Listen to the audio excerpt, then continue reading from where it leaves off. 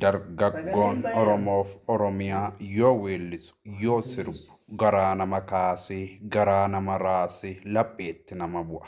Sagaleen isaanii ajaa'iba. Aadaa Salaaleeti geel sirbu sirba jabaadha. Dhaggeeffannaan sagalee dhagayeettiiti.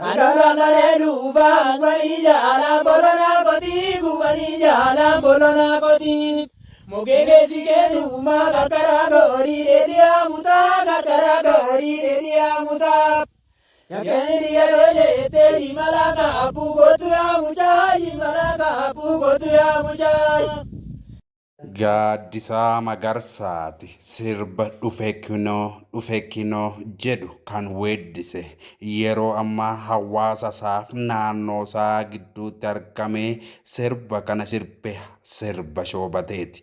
Dhaggeeffannoon keenya itti fufa. Haala akkamiin dhiichisanii sirbu laataa kunooti jedha dubbiin keenya. Aboteen kolokko oluu jokorsaa irraa galala malee jokorsaa irraa. Sagalee qeerroo malee jokorsaa irraa galala malee. Sagalee maanguddoo sagalee Garaan jaalatee raafuu halkanii guyyaa walala malee halkanii guyyaa walala malee. Adiitoo akaarotii shunkurtii adiitoo akaarotii shunkurtii adiitoo. Sagalee daa'imaa. Adiitoo akaarotii adoota malee dhuunfaa gubanii jaalaan bolonaa kotii gubanii jaalaan bolonaa kotii. Mogee keessi keetumaa kakkaraa goorii dheedhiyaa mutaa kakkaraa goorii dheedhiyaa mutaa. Sagalee furdaallee ni qaba.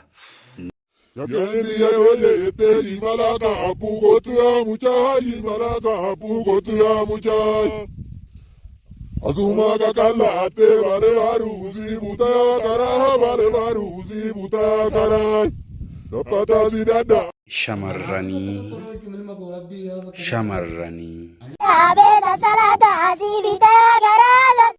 Sagalee daa'imaa fi sagalee maanguddoo.